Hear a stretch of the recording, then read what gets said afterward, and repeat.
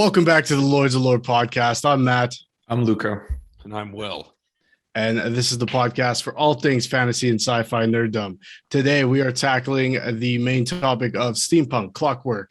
In a way, retro-futurism. We'll get into that later on. But before that, we'll get into some regular scheduled segments here, including Luka's Litany of Literature, wherein Luka has the podcast in the podcast and talks a little about what's going on in his life, as well as Matt's meandrous mumblings and Will's wondrous wisdom, or Winnie Will's wealth of wondering. I don't know, whatever you feel like. And just before we begin, make sure you're liking this video if you're watching it on YouTube. Subscribe to the channel. Subscribe to us on Spotify or Apple Podcast. Tell a friend. Tell a friend to tell a friend. And tell that friend to tell a friend. And come here and like the video. Yeah, all those things. If you didn't catch it, last Friday, we released a video of Unabashed on The Walking Dead with Brittany from the Lonely Cast, our sister podcast. So, yeah, check that out. Good people over there. And that was a fun one to record. So, yeah, check that out. And then this coming Friday, you're either going to catch a review of Ninth House by Leigh Bardugo or something else in its place. We'll have to update you as we see fit. Yeah, without any further ado, Luka, what's going on, man? I've been reading Ninth House, trying to finish it for our rumination, which may be delayed for other unforeseen reasons, but that does not. It does happen. I also have been reading Malazan again, and I love it again. I'm back in book 8 for whenever I'm driving to work. What else have I been watching? It's been a long day, man. Like, just trying to remember. I did not prepare. Just got off dinner. I will rewatched Star Wars Visions for the 4th time. Oh wow. Okay. Yeah, and I'm adamant that the Village Bride is the best episode. Okay. In Star Wars Visions, and honestly, some of the best Star Wars content that I've ever seen. I mean, I said it then, I'll say it again. That is Star Wars. That's what Star Wars should be. The conflict of, should I intervene? Is it the right thing to do? Will I cause more problems for these people? Very samurai, Western approach. That's what George was going for. And we just add laser swords and flying cars. That's Star Wars, And then the Force, the Magina. So good. So good. And given our conversation last week, I've been playing a lot of Skyrim again. I started playing too. I am diving into the Dawn Guard DLC for the first time. I haven't gotten far. I've been playing very slowly, just trying to immerse myself in the game. Super nerdy, super fun. I love it. And I just forgot what I was about to say, so that's cool. What type of character did you make? The same. I'm a dark elf. I'm a dark elf with the same. Actually, I named my character Kato after my D&D character in Matt's campaign. Yeah, so I'm a master magician, the likes of which the world has never seen before. I also played a mage for my first time ever in Skyrim. My new character is an orc mage, woman. Yeah, like sometimes I'll use the bow, but then other times I'm just straight destruction sparks. I just got to Bleak Falls, so I haven't made it very far. Oh yeah, I modded it immediately. Just same 100 smithing instantly. Just yep. Nice. Nerding out hardcore. And yeah, that's honestly all I've been doing. Just trying to finish Ninth House, and I have enjoyed it so far to a certain degree. We will talk about it though. Yeah, I'm excited to hear your thoughts on it. I think I've said already on this show, but I liked it way more than I ever thought I was going to.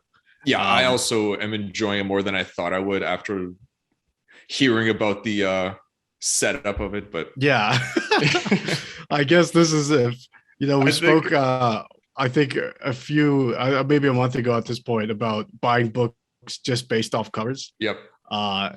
and it's always sort of turned out. Yeah, it has. It has Yeah. a good book. A good cover leads to a good book. That's our conclusion. So Yes. our essentially lesson for today is judge books by their covers. Yeah. Just specifically books, though. The idiom doesn't apply to all of life. No. The But for specific, books, yeah, it certainly does.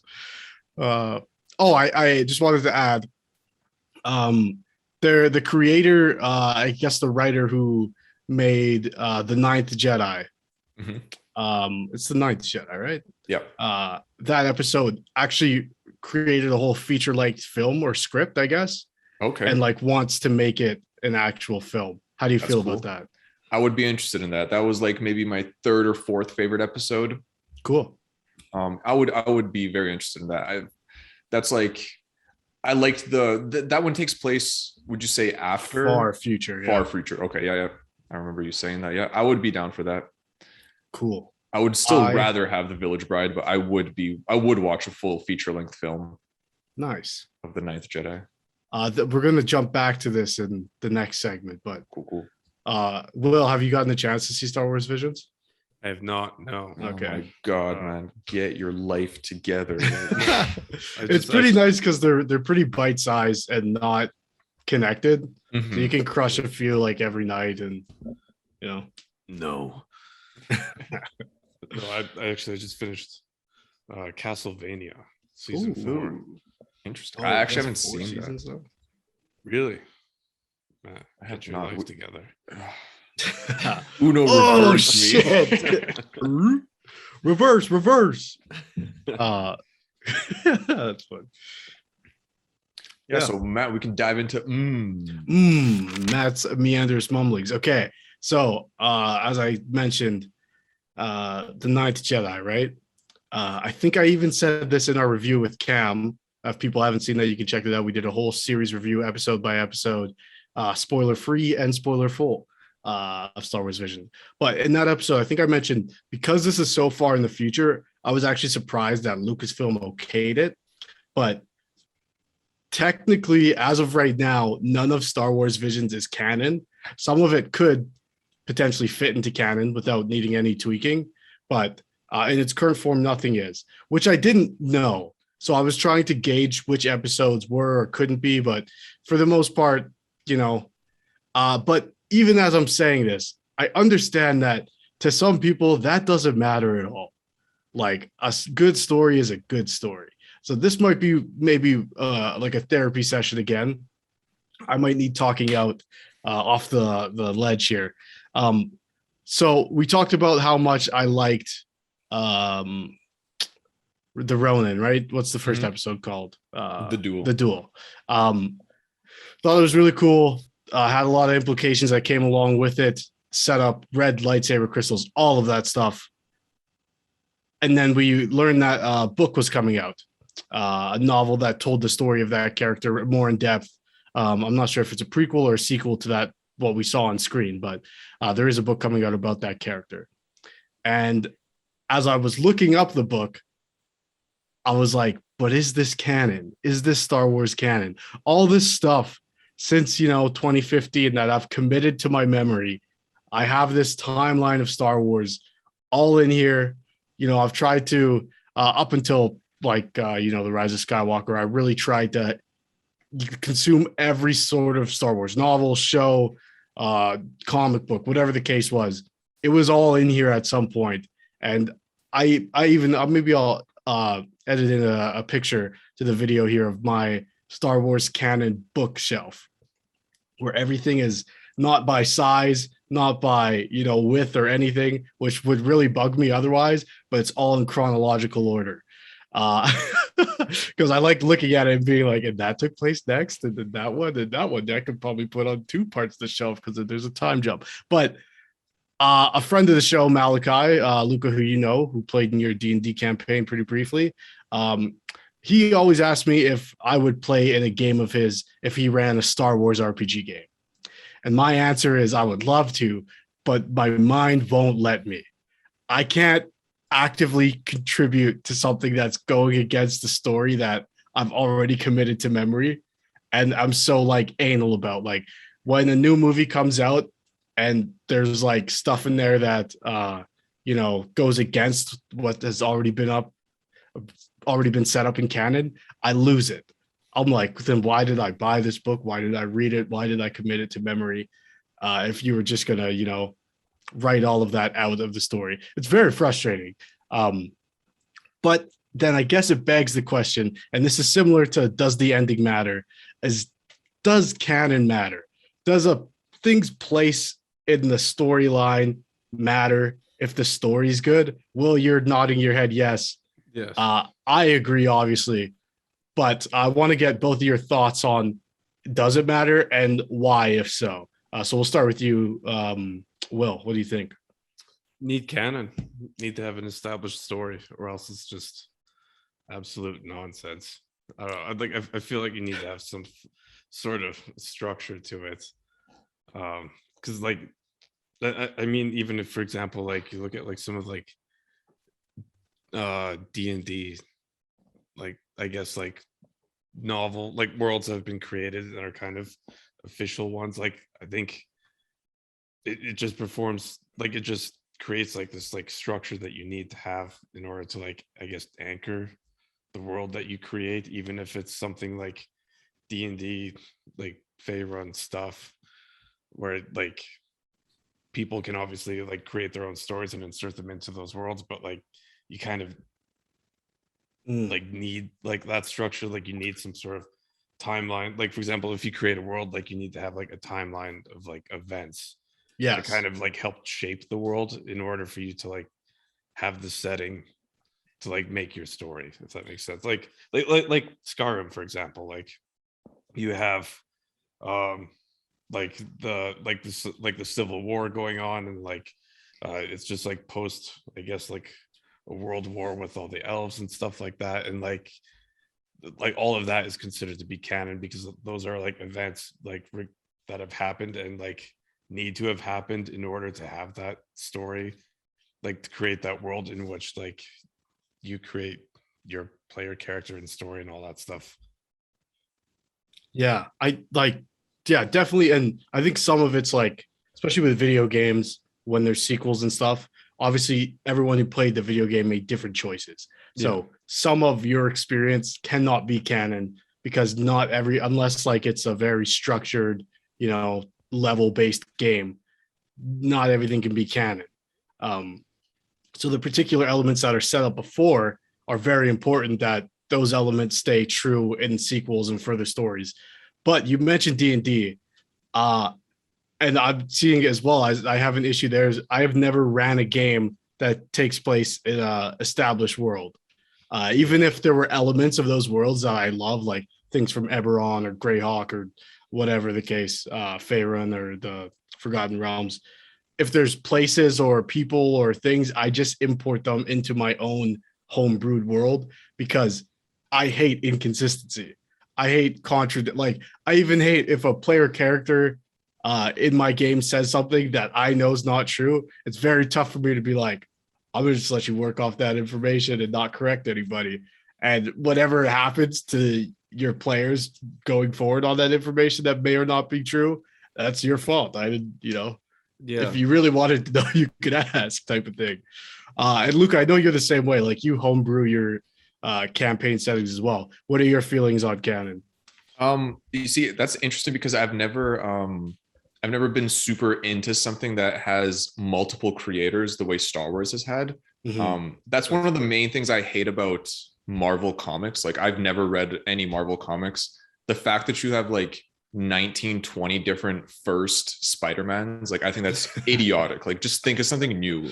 Like I don't like that. So I'm not a fan of multiverses. I think they're stupid. They are just a gateway for lazy writing. To like, I just don't enjoy the idea where it's like anything can happen and it doesn't matter because this is universe 26Z. Like I don't like that. Just to me, it cheapens the story somehow. So like I've always read things that only like one or two people have created, and they've always been the ones that like started it and finished it.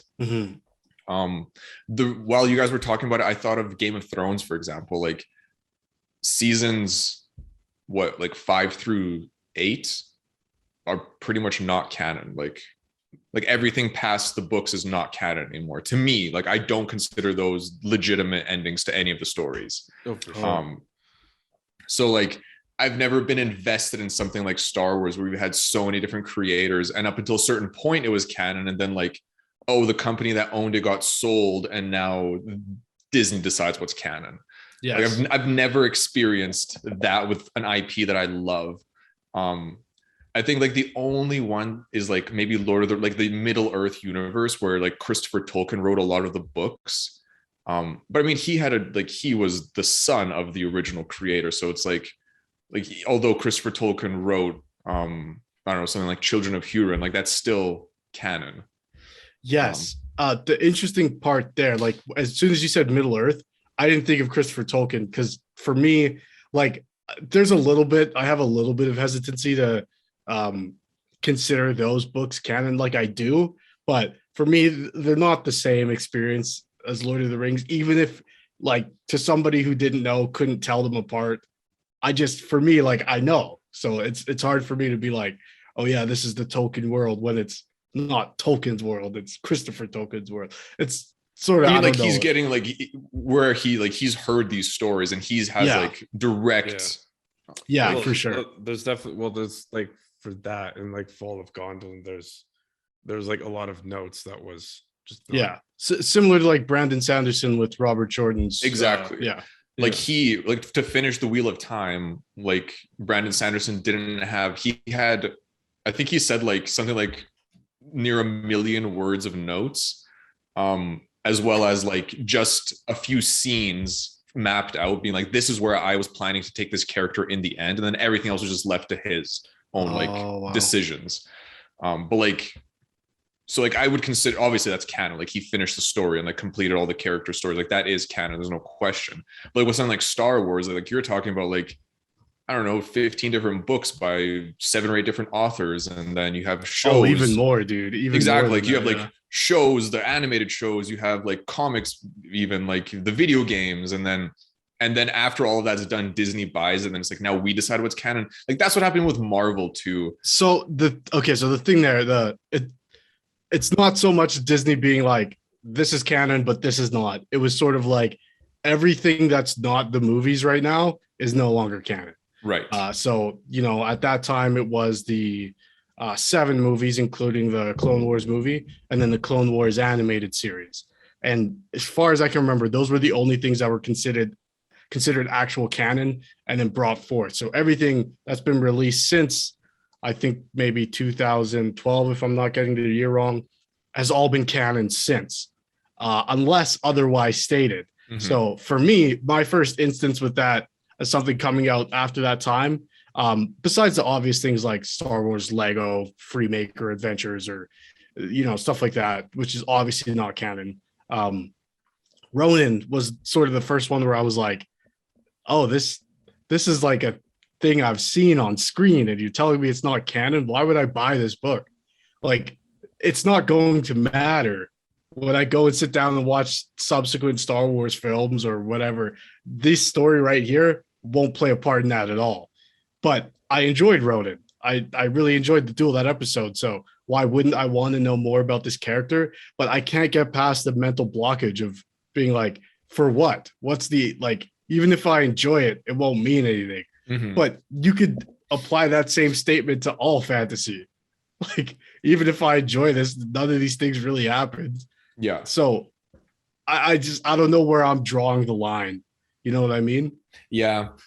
Like for me, since I'm not so invested in Star Wars, like I can watch it from like the outside and enjoy it as its own story. Like it doesn't matter to me if Visions is canon or not. Like I enjoyed it, the stories in it. Same. But I agree. Like if it was something like, for example, this upcoming Lord of the Rings TV show on Amazon, like I'm worried about it because I love Lord of the Rings. And it's like, this is made by people that have nothing to do with Tolkien and his legacy. And I don't know if they'll make it good enough for me to be like, okay, like I accept this as canon. And then if Amazon's like, yes, this is canon, like, I don't know. When you said Middle Earth for the first time, my immediate thought was Shadow of Mordor, being like, well, if I'm okay with playing that game through and enjoying the fuck out of it, even though it's not canon, like why can't I read the Star Wars book? Like, but with the Amazon series, it does bug me too. Like, because we have like obviously J.R.R. Tolkien's written universe, combine that with the subsequent works from Christopher Tolkien, and then we have like the Peter Jackson verse. Mhm. That's sort of the same thing. It's an adaptation of this bigger universe, but then it also comes along with like the Hobbit films, and I wouldn't even want to consider those canon if I was talking What? about the Peter Jackson. Yeah, What I Hobbit know. movies? Yeah, but where does this Amazon one fit in? And when I watch it, will I feel like it's Lord of the Rings if it doesn't have that same aesthetic quality that the Peter Jackson films had? Not at all. I'm not gonna lie to you guys. If the elven armor doesn't look the same, if the fonts aren't the exact same, I'm gonna have like a big problem really believing it's Lord of the Rings, even though it is. But like, I can't really get past that. Yeah, I mean, I won't lie to you either. I don't think it'll be good. I'm not. I think it's going to be it. bad. Like, I genuinely don't think they'll do a good job with it. Like, Oh no. I truly don't think they'll be able to do anything. I mean, I'm optimistic. I want to be optimistic, but I'm not.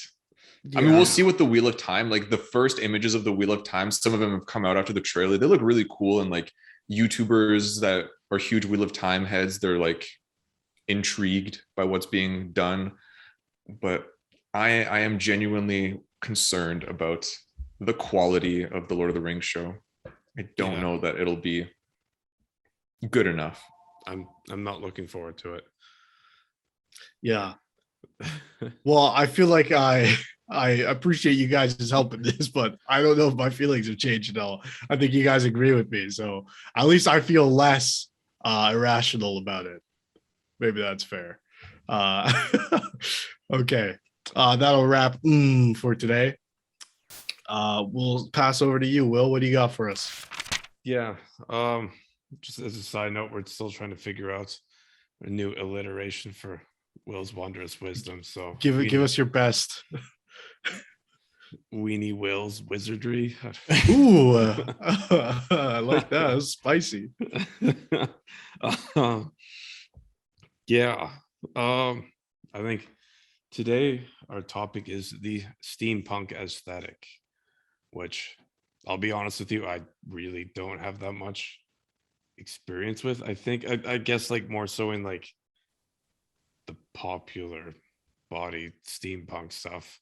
But like I think it'd be good to start off with like when I like I guess like the definition of steampunk. And so like when I hear steampunk, I think like a blend of science fiction and fantasy, and kind of like stuck in this earlier period. And I believe the Wikipedia page for it also says that it's usually like Victorian era, and also oddly enough kind of like this American Wild West aesthetic, which I kind of like want to talk about briefly about as well. But like, well, how could we not mention the classic critically acclaimed film Wild Wild West with Will Smith? Funny enough, when you say steampunk is one of the first things I think of. That movie was always on TV when I was a kid. It's pretty awful, but for some reason has endeared itself to me. Yeah, like the reason why like the Wild West as aspect or of the aesthetic kind of like piqued my interest when reading it was, so I had a conversation with one of my family members who I'll be going out with hunting and stuff like that later on this year. We were kind of talking about I guess like different firearms, and one of the topics that came up were repeaters, so kind of like the cowboy guns, revolver type of thing. No, like the rifle with the lever actions. Oh, okay. Yeah. Think like Django Unchained kind of. Sure. Yeah. So, and one of the things that we talked about was also like how we had both taken like this firearm safety class, and one of the things that kind of like piqued our interest about lever actions was that they're very, very like complicated in design, which like you don't see obviously because it's all like there's a case around it and stuff. And so like we had this fairly lengthy discussion about it, because I mean, most of those guns didn't come around until like 1800, right? And like just like if you take like a cross section photo like of these firearms, like they're super complicated. There's so many moving parts, and it's just kind of like amazing to see. I guess like that kind of like engineering, like when you think of, I guess, just technology from that era, especially like when you hear like Wild West, like you kind of like thoughts of like a whole like frontier and stuff like that comes up, in wilderness and like isolated like communities and stuff like that. But then like, and which I'm sure was like real for some parts in history in the like in the world and stuff. And like you would have, but like at the same time, like you would also have like these very complicated, I guess, pieces of engineering. But then like when you also think about that, I also think of like trains and stuff like that, which I mean steampunk trains, etc. Yeah, which is kind of like, again, like which is kind of like amazing to think that these pieces of technology that are so, I guess, like old were like fairly complicated. Which yeah, it was kind of like an interesting conversation to have. But when I think of like steampunk, I also think of like, you know, like airships and goggles and shit. Yeah. Bad Comic-Con cosplay. Yeah. Yeah. I don't know. I've never really been into it, but like I've read, like, for example, like The Time Machine, which is like one of like the OG like science fiction slash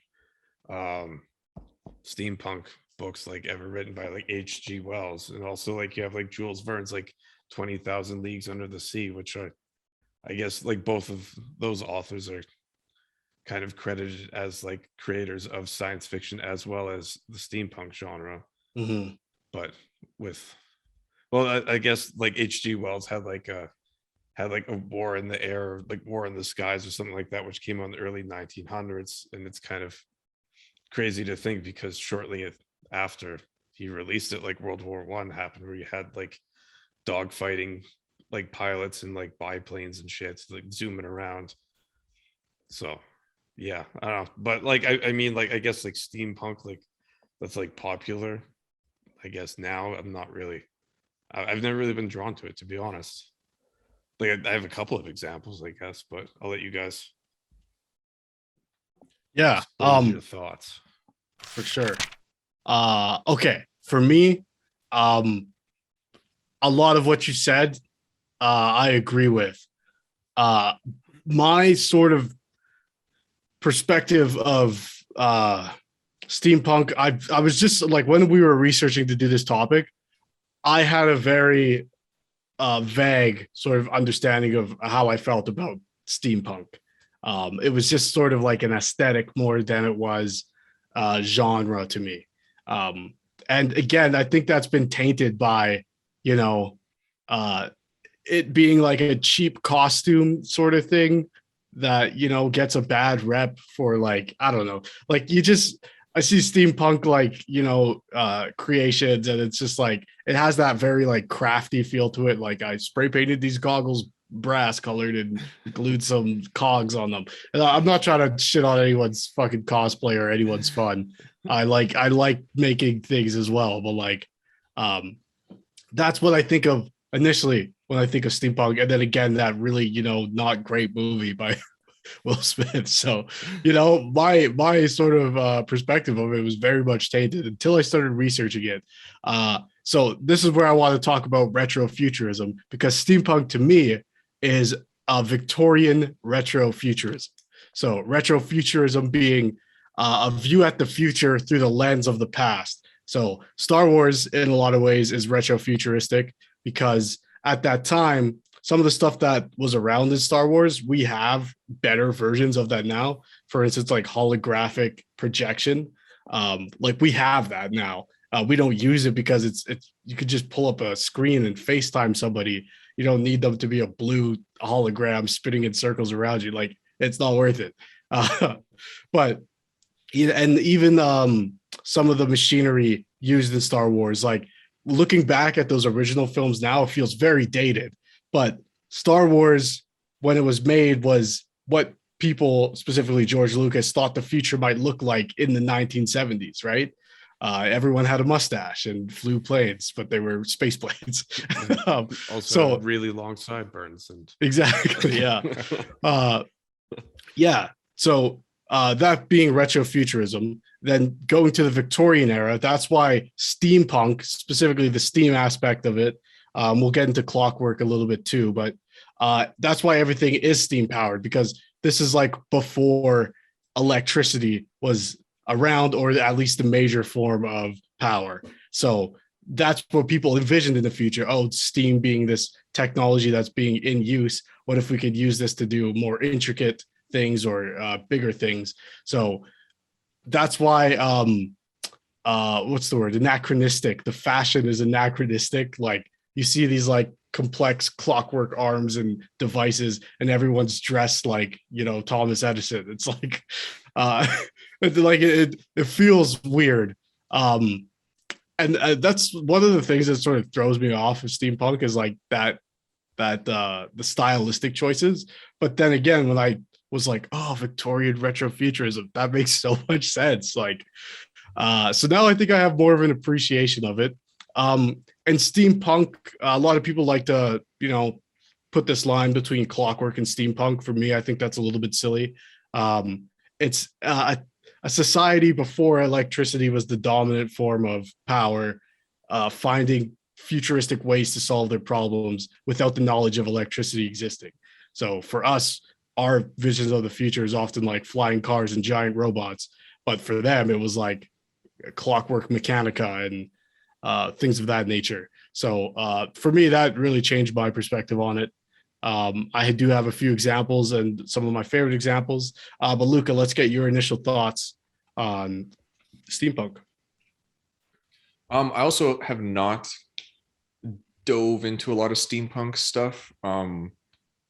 My, like, when I think of steampunk, it's just like we have steam powered technology and then nothing else is discovered, and we come to like modern times and modern creations through it.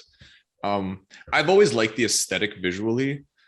Like my background, super cool. So like I think most of my interaction with steampunk has been just through like art, like just concept art, pretty much. I like it as an aesthetic, but I always get it confused with like the other ones. Like there's the bunch of punks, cyberpunk, steampunk, etc. I can't think of them right now. Yeah, just like all kinds of punks. But yeah, to me, it's definitely a sci-fi aesthetic, like a sci-fi sort of, how to say, like vision of the future in that sense. Like I think at least it rarely has like magic systems interwoven into it. It's more just like advanced technology using steam. So yeah, I've never dove super deep into it. Don't dislike it. I like it as an aesthetic. I like the Victorian era sort of looking fashion with the technology being steam powered. Like I think that's super cool. So yeah, I enjoy it. My favorite example, since I have nothing else to say on steampunk, or the one I've interacted with most, is the Dwarven ruins in Skyrim. Yeah, absolutely. That is like my biggest interaction with steampunk, and I don't love them. I honestly don't love them. They're one of my least favorite areas of Skyrim, I must say.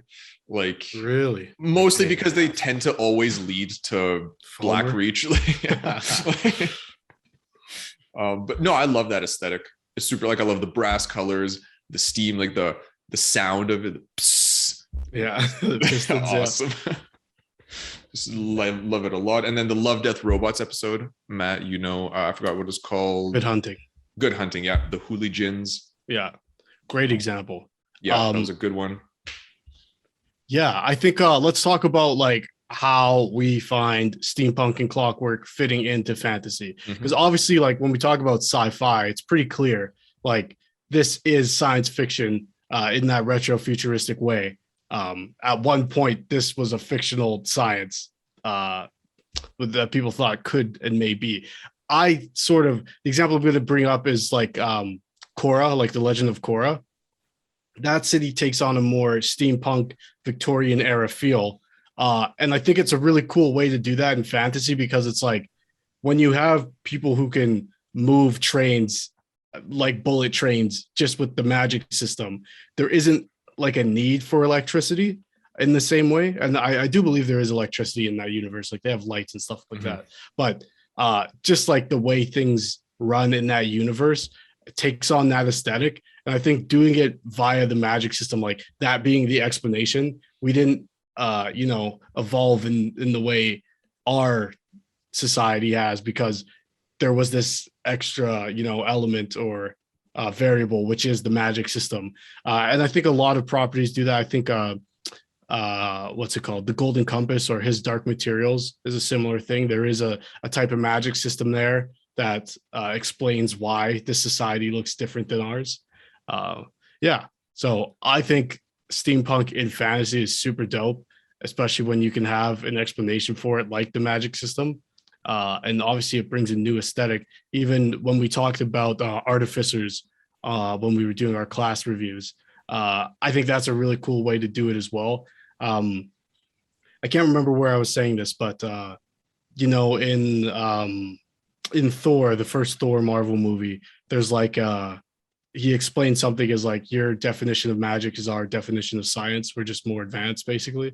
So I think that's a cool way to do it as well, like using the magic system and studying it to where it's a scientific formula and then applying that and making technology out of that. So I don't know if I've ever read a steampunk fantasy novel. Most of mine comes from like television. I think that's sort of easier to get across. Yeah. Will, what do you think about steampunk showing up in fantasy? I kind of think of it more of fantasy than I do science fiction. For example, like what I think of steampunk fantasy, I think of like the Van Helsing movie from like the early 2000s. For sure, yeah. And also like a really good one would be example is the Fable series, specifically Fable 2, which is it's less magic being a part, like being the reason why this technology exists or is powered, but more so just that the technology just advanced in this steampunk fashion. Again, going back to like the guns, like the ranged weapons and the crossbows that you can use in Fable 2, like those are all kind of, I guess, kind of like wacky looking with the steampunk aesthetic. I mean, the highest level of weapon you can get is like the clockwork weapons and stuff that you can get in Fable 2. And like some of the parts of the city and the technology have this clockwork fashion to it, while also still like retaining like just magic and stuff like that as well. But it's not really, like I said, like the technology doesn't exist because of the magic or as like a vehicle to use magic. But another good example would be the Castlevania series, which I just mentioned earlier, that I just wrapped up really good. But Dracula's Castle is very much steampunk. Is like you even see it like in the opening of the very first episode, like because it's set like in this, I guess, Middle Ages era, like 1400s kind of, but Dracula's castle has like electrical lights and stuff like that. It's very much full of clocks and gears and stuff like that that operate within the castle, and that's how the castle like floats and flies and moves around in time and stuff like that because it's so technologically advanced. Like a good example is like when the main character, he goes like underground looking for this one artifact, and then they get to a spot where it's like they're kind of like, what is this place, what's going on? And there's like fluorescent lights and stuff like that all over, but it's like set like underneath this medieval town. So I think like Castlevania is one of my favorite ones, but yeah, I'm not really into it. I think the closest I ever got to reading like the steampunk novels and stuff like that would be like one of the Fable video game novels, which was about like Valverine hunting. Yeah, but like I've read The Time Machine in the movie, which was not the best movie, but I kind of still liked it. But Yeah, I've never really like been drawn to like the airship stuff. I don't really know why. It's just I don't know. Like when I think of fantasy, I still think of more so the I guess just like knights and swords and stuff like that. Yeah.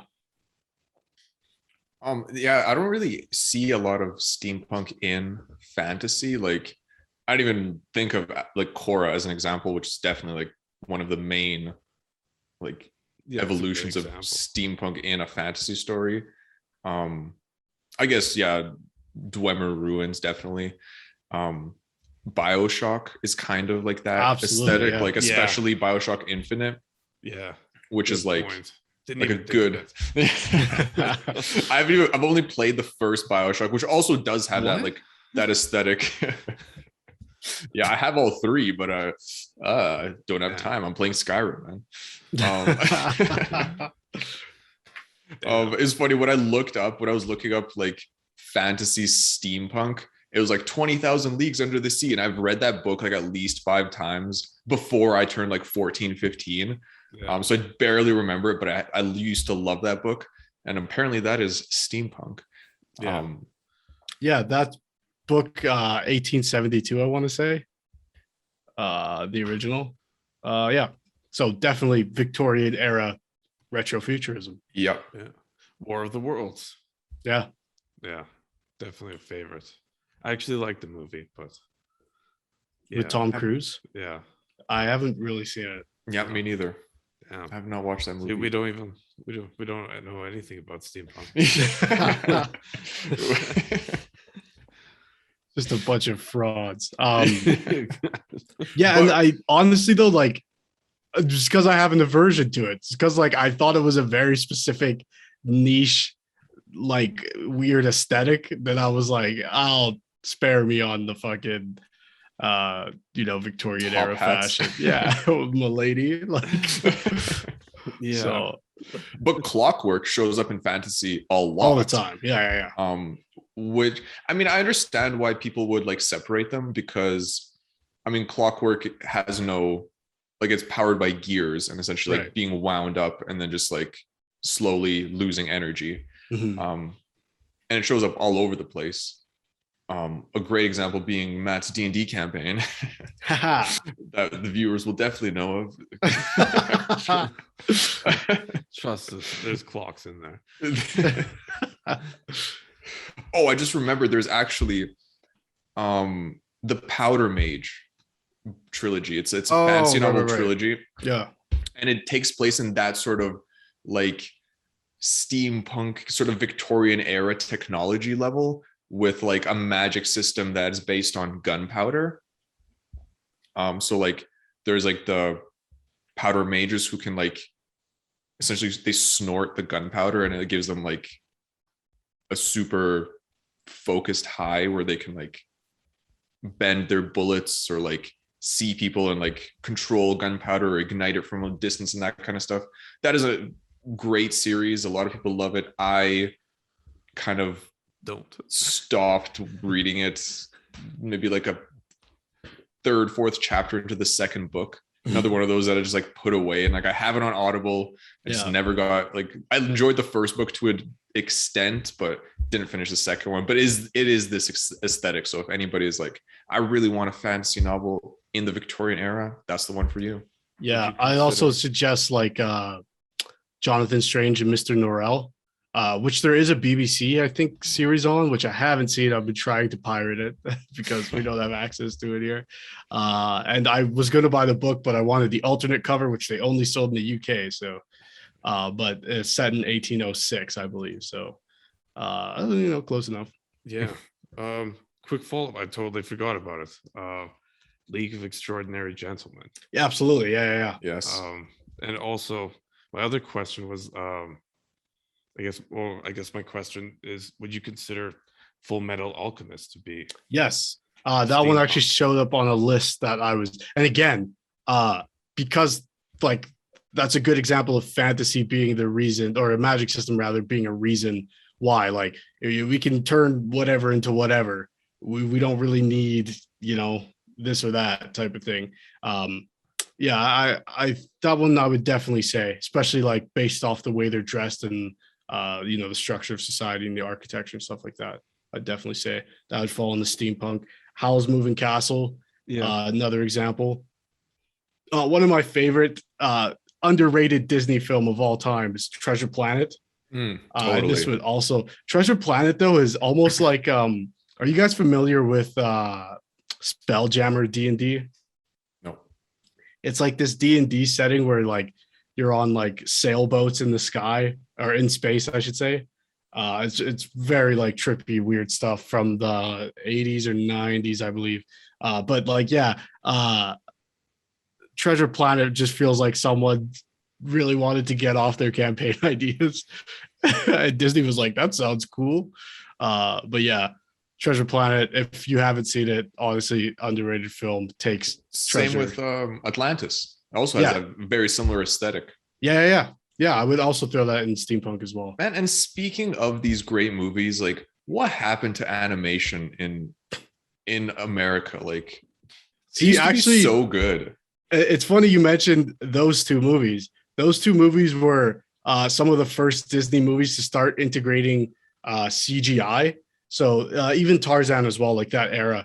There's certain sequences of those films. Tarzan, the one where he's like sliding through, sliding through trees. those trees and stuff. They go from like hand drawn animation to CGI in some of those. And that was like their first sort of integrations of I can't remember what they called the system, but they had this system developed to integrate stuff like that. And then obviously we see now like they've made a full transition to pure CGI, which is good. Objectively, like the stuff looks good, but it doesn't have that same warm feeling to me. Yeah. No. Yeah, it totally lost like a bit of its character somehow. Like it just lost.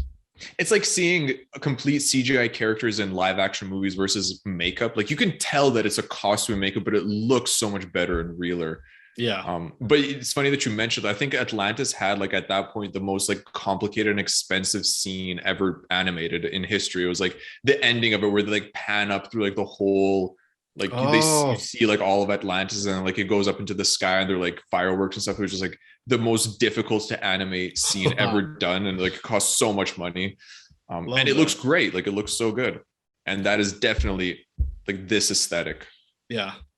Yeah, and I was always drawn to those movies, but I don't know. I guess I feel like I wasn't able to get over canon today, but I'm definitely ready to dive into some steampunk.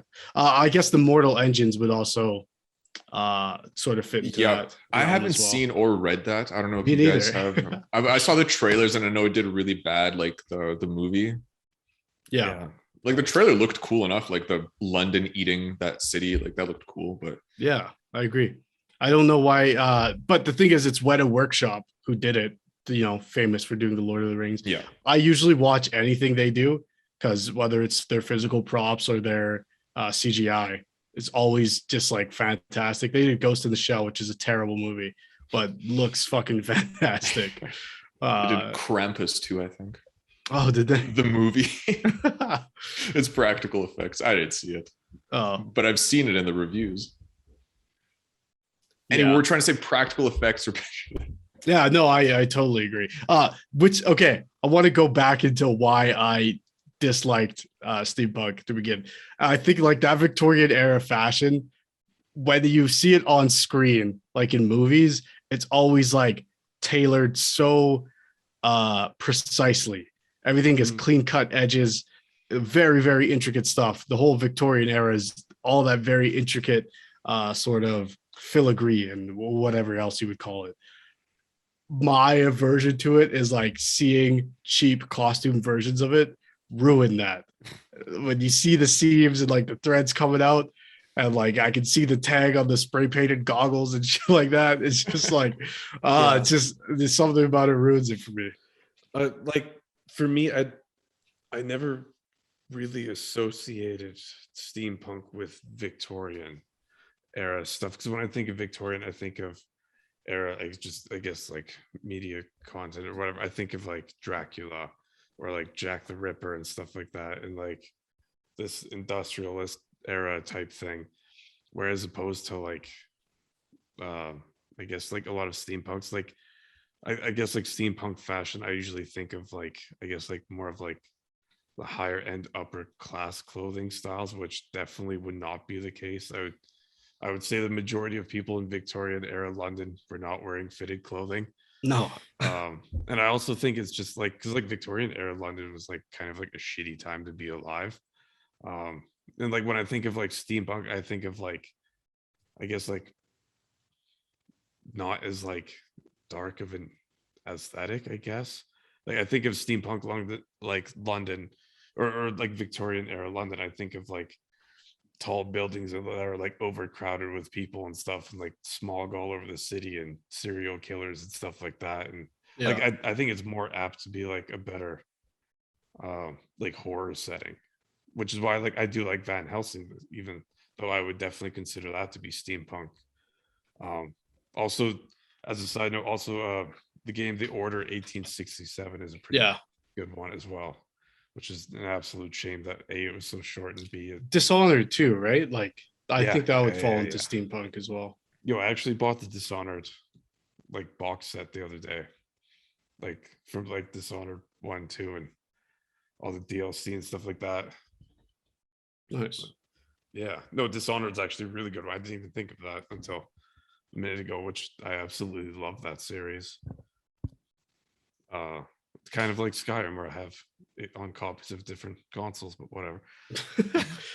I was also going to mention like the gnomes from World of Warcraft.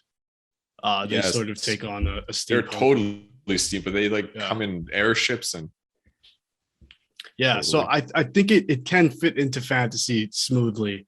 I also wanted to say, like Luka, you were talking about the Dwemer ruins. I Mhm. think so if our interpretation of steampunk is Victorian retrofuturism, I think also you can apply that retrofuturistic lens within a world. So, the Dwemer definitely sort of take on that. Like when you go into the ruins, it does feel like, they're obviously like abandoned and stuff like that, but it's sort of like steampunk within a fantasy setting, not specifically because of the magic system. And the Dwemer sort of use their own magic system type of thing with the tonal thing. But yeah, I don't know. It's cool that that sort of exists within the world as like this race that, has not been around in a long time, still appearing in that futuristic way, but futuristic by, medieval standards opposed to futuristic by Victorian standards.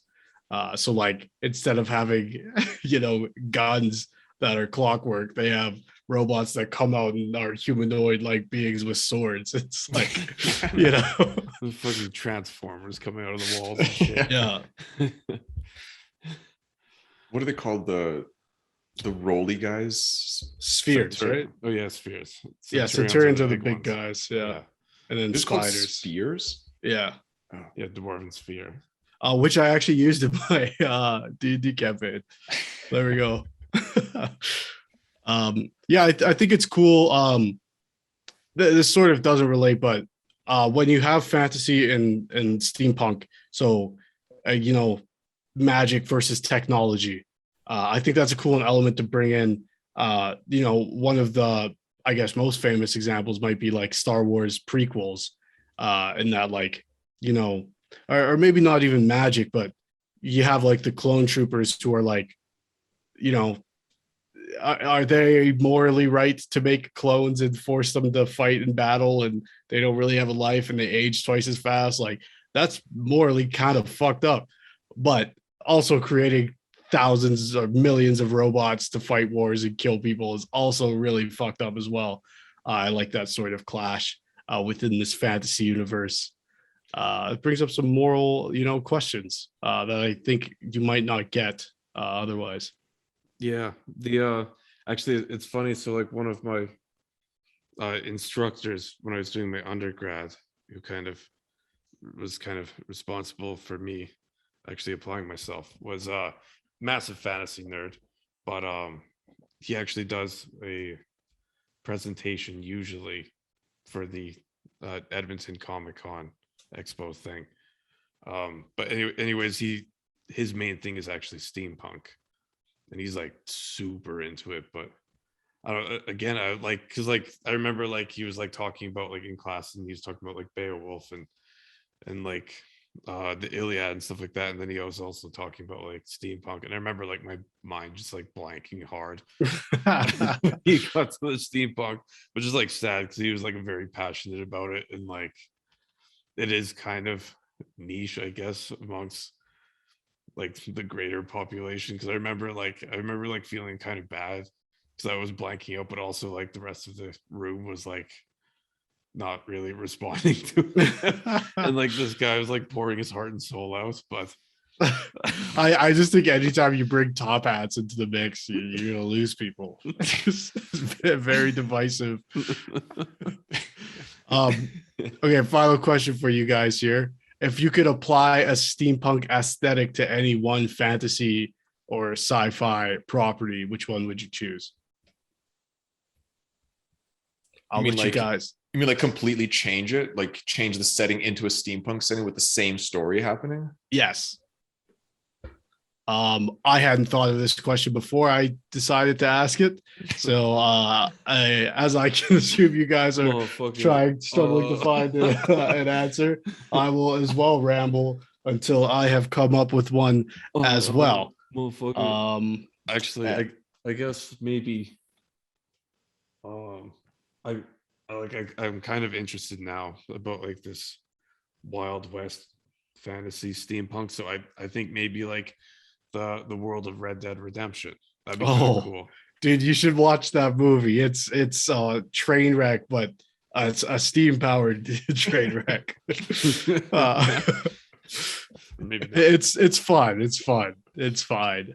It's just, Will Smith also made a song for it, so Cool. Check out for that. Now, why is he always doing this stuff? This is like a 2000 movie, I think, like very early 2000s, if not 2000. Okay, so I was talking earlier about Treasure Planet, which is just Treasure Island, the story, and then you put Spelljammer and Steampunk on top of it. I think I'm going to stay in the same sort of thing, taking like a classic and applying. The classic I choose is King Arthur. I choose King Arthur. That's the Order 1867. Then I changed my mind and I'm now going with Robin Hood. I think that'd be sweet to have. Oh, steampunk like bow and arrows would be absolutely sick. Well, the in the Order, like one of the main guns is like the secondary fire is like this crowd dispersal thing, and it just shoots out a big sonic steam blast. And like it's just sonic like a blast of steam. Yeah, like it's just like a crowd dispersal thing, like to like break up the angry population of greater Victorian London. That's difficult. Like anything I'm thinking of has like too much magic for me to want there to be a steampunk sort of technology and aesthetic to it. Mm-hmm. For some reason, I keep like going back to like Game of Thrones, like A Song of Ice and Fire, like like that sort of political intrigue and like character driven story in like a steampunk aesthetic, like just adding that technology, which would like only maybe change like the way certain characters do certain things. Like obviously it would lose the feeling it has as a story. Like Clockwork Dragons. Yeah, like like that type of. It's like the Targaryens would be like a family that's figured out how to make clockwork dragons, hypothetically, something like that, where like something that's, I think it would have to be something low fantasy, maybe something like the First Law series, which I have not talked about much, but I read the first book of, and it's fantastic. Very grimdark. Honestly, it's almost like a better grimdark story than A Song of Ice and Fire is. Oh, wow. It's essentially, it's if you love grimdark, it is for you. Like all the First Laws, I've wanted to read it because just recently the third book in the second trilogy came out, I think, and all of them have such great titles. Like this one's called The Wisdom of Crowds. Ooh, like just great titles. A Little Hatred. I love Joe Abercrombie's titles. Oh, Joe Abercrombie. Yeah. I've seen this. Evan Winter actually tweeted about it. Oh yeah, I'm not surprised. Joe Abercrombie's fantastic, and he's like very, very low magic, low fantasy. So like I think it would have to be something like that. But again, I'd still rather have that story in a fantasy setting rather than a steampunk setting. Mhm. But yeah, I'm gonna say A Song of Ice and Fire. Nice. I've changed my answer to the original Star Wars movie. And it wouldn't be canon, and I would be okay with it. If they just did like a remake of Star Wars, A New Hope, but it was all Steam-powered Death steampunk. Star. Exactly. Just a giant steam blast. Maybe on the smaller scale. Yeah, I think maybe also Bloodborne, like from Software, like the guys who made Dark Souls. Yeah. I think like there is kind of, but not really. I guess maybe a little bit more of like a Clockwork type aesthetic, but I think like it could use a little bit more because I do like steampunk horror. I think is like cooler than Yeah. It sort of falls in line with like Gothic horror again, like Victorian era. Yeah. So yeah, I think that would be sweet. Van Helsing's a really good tonal example of what that might look like. Yeah, I don't know. I've always loved like monster hunting and stuff like that has always been like, I guess, kind of like a theme that I like in a lot of stuff. Yeah, it's like if Jack the Ripper was like some demonic creature, and some Van Helsing shows up. I don't know. yeah. Well, I mean, like the Assassin's Creed Syndicate game, which was kind of meh, which was like in late Victorian era. Like there is kind of like it's kind of like more of like a realistic horror. Oh my god, historical thing to as opposed to like steampunk. But yeah, I don't know.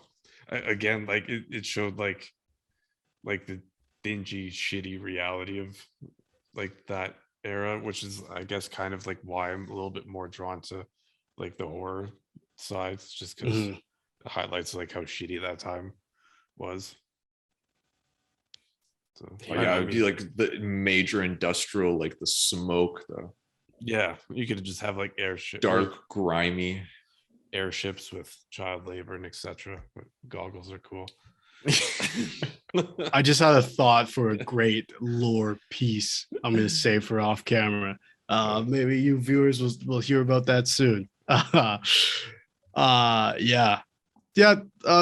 is cool. Yeah.